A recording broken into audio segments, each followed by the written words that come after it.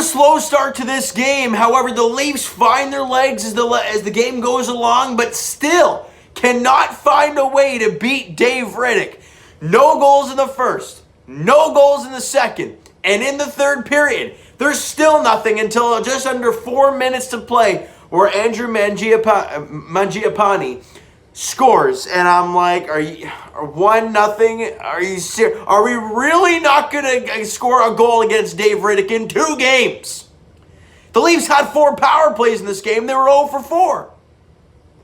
But then, with less than 2 minutes to play, obviously Sheldon Keefe gets a little ballsy with the empty net. Right, I think it was over 2 minutes to play. He pulls Michael Hutchison. And Elias Lindholm has a chance to seal the deal, but it's a rough angle shot, but it hits the post, and Leafs come down the other way. Shot goes on. Puck in front. There's a scramble in front. There's probably about 5 bodies in front. And William Nylander finds the loose puck, and he just kind of slaps at it in amongst the kerfuffle of people. And it slides in past Dave Riddick, and the Leafs have tied the game at 1. They finally solve Dave Riddick and even up this game at 1 game apiece. When Andrew Mangiapane scored, I really thought that was it. This team could not buy a goal against Riddick. I got instant flashbacks from Korpisalo and Merzlikins last year in the playoffs. Those are the type of thoughts I was having in these couple of games. And more or less this one, because the first game you just got shut out. It happens sometimes. But this game, I got the flashbacks of last year in the playoffs. But now you've got a point. And I think right there, all right, we can breathe a little bit. In overtime, everyone thinks Matthews and Marner are going to go out there together. That's what's going to be the dynamic duo to get this game over and done with. We're all hoping at least. Well, no, they start with Tavares and Mitch Marner. Nothing really happens there. And on comes Matthews and William Nylander. And we have not seen those two guys together in quite some time. Obviously, Matthews and Nylander were line mates in Matthews' first year in the league, and you know, when he had his 40-goal season, that was Willie Nylander was his winger. But then Marner came along and became Mitch flippin' Marner, and it was like, yeah, okay, he should play alongside Austin Matthews, and then the rest is history. But you see those two guys out there, and you saw them how they were skating through that neutral zone, entering the offensive zone there. They just looked smooth. They knew what was going on. And William Nylander, I've never seen this guy play so hard in my life. Honest to God, I love Willie. I have his jersey. But, like, I swear he's real lazy half the time. When I watch him play, I'm like, man, buddy, show some heart. Show some fight. What's going on? Like, do something. But he was flying out there in overtime. That goal clearly went to his legs, and he goes flying past the defender, strong move to the net, and he goes far. It looked like it was going to be a short side roof. That's what probably Dave Riddick thought was happening with that. But Nylander goes to the far corner and roofs it past Dave Riddick for the overtime winner. And the Leafs find a way to pull this one out and get 2 points and get their 15th win of the victory. 2-1 winners over the Calgary Flames with the victory. The Leafs are now 15-4-2 on the season. And as I've said in countless videos, it's what you do after a loss that shows the character of your team. The Leafs lost the last one 3-0. This one didn't look very good. They were playing really well, but they couldn't find a way to score. And all it took was some last push in the final few minutes to bury one. And as we saw in the playoffs against Korpisalo and Merzlikins, more specifically Merzlikins in that crazy comeback, you couldn't find a way to beat him. You just could not score against this guy. But you scored 1. And once you scored 1, you found a way to score 2, 3, and I think they scored, obviously, the overtime winner against Columbus in the playoffs, and obviously lost the series. But you know what happened there. So they score against Dave Riddick there, and it might have even been the next shot that he faced. There might have been 1 or 2 in between. But either way, wasn't many shots after that. The William Nylander ices this game in overtime. On Nylander's first goal of the game, Matthews and Hyman grabbed assists there. That was at 18:32 of the third period. And in overtime at 1:06, Nylander ices the game and the W for the Leafs. I don't want to make this video too long because it was a 2-1 hockey game, guys. But what we got to say is this. What we talked about in the last video is that the Leafs had a really tough time on the special teams. They didn't score. They didn't score in the power play. They think they were, 0 for 7 or 0 for 8 in the power play in the last game? Well, they were still 0 for 4 today. However, the PK, the Leafs were, they allowed 2 goals on their penalty kill, right?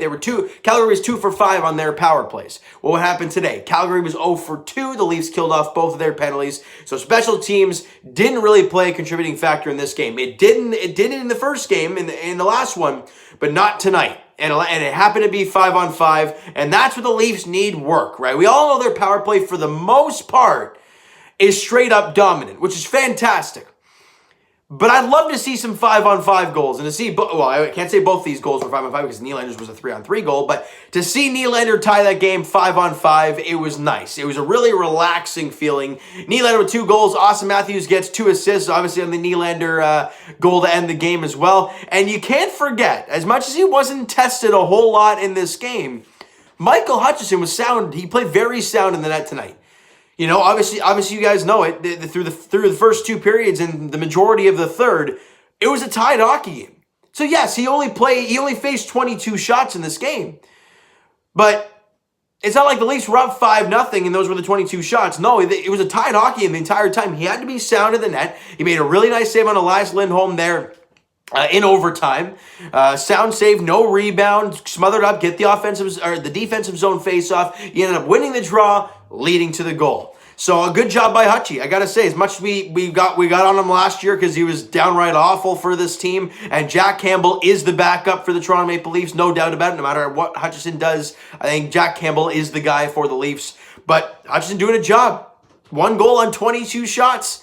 He went out there tonight, as I mentioned in the last video, he gave your team a chance to win. And he did that again today. And luckily, the Leafs were able to pull this one out in overtime. So great job by Hutchie. A much-deserved win for Michael Hutchinson and the Toronto Maple Leafs. All right, the next game for the Buds, they have 2 days off. We have not been able to say that for quite some time for this. I swear it's like they play every other night or back-to-back. It's been crazy how much they've been playing hockey. But they have 2 days off now, off Thursday, off Friday, before they head to Edmonton to take on the Oilers. I think they're going on the West Coast swing now. I think it is.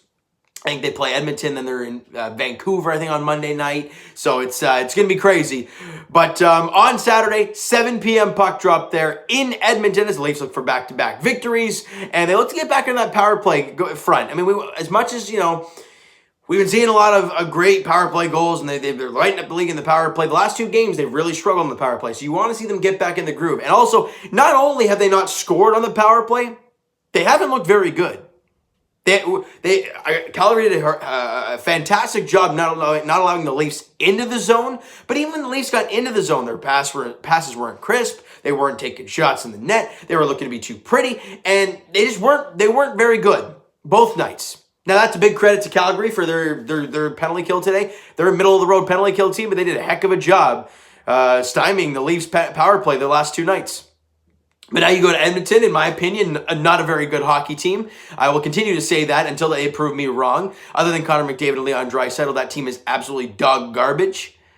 The fact that they're trying to run with Mikko Koskinen in the net and think he's going to bring them a Stanley Cup, I think is mind-blowing. But that's just me. And you look to go there on Saturday night and come away with 2 points. All right? You find a way to contain McDavid and Leon Draisaitl, you win that game. Period. No one's going to outbeat you on that team. You go away, I mean, it's easier said than done. Obviously, both those guys are leading the league in points, so what do you expect? But you contain those guys the best you can, and you give yourself a very good chance of winning against Edmonton on Saturday night. All right, so you know what, guys? That is going to do it for this one. If you enjoyed the video and enjoyed the ending to this game today, smack that like button. I do appreciate that. Hit the subscribe button if you guys have not already. Comment down below your thoughts on the video, your thoughts on the game. What'd you like, what'd you not like from today's game? What are your thoughts on Nylander and John Tavares and that whole line that's been kind of struggling all year long since the first couple games of the year? They were great, but since then they've been kind of sliding off. Nylander has like 3 goals in his last 4 games, including the 2 tonight. So he's been playing a lot better, but John Tavares really hasn't showed up a whole lot on the score sheet. But you're winning hockey games, so all that's not magnified. If you're losing a lot of games, it's going to be magnified. So you guys let me know what you think in the comments below, guys. Twitter is down below for myself. Follow, send me a DM, do all that great stuff. Also, the Instagram link is down below, so follow up there if you have not done so already. And I will talk to you guys Raptors edition. There we go. Later tonight, as they are facing the Miami Heat right now. I think it's in the second half as we speak. So we'll talk to you shortly, Raptors edition. And as for the Toronto Blue Jays, yeah, you heard me right, folks. We'll be talking to you guys Blue Jays edition probably on Tuesday or Wednesday I guess next week. As we'll be talking about the first few spring training games that'll be going on. Game 1 is on Sunday against the New York Yankees, 1:05 first pitch. Good to see baseball back. It is really nice to see spring training back. Unfortunately, the Jays aren't going to be here, but it's great to see baseball back. All right. And as for the Leafs, as we mentioned, their next contest is on Saturday night in Edmonton, taking on the Oilers. 7 o'clock puck drop there. Bud's looking for 2 in a row. All right. So thank you guys so much for listening and watching. Hope you guys enjoyed the video. Talk to you guys then.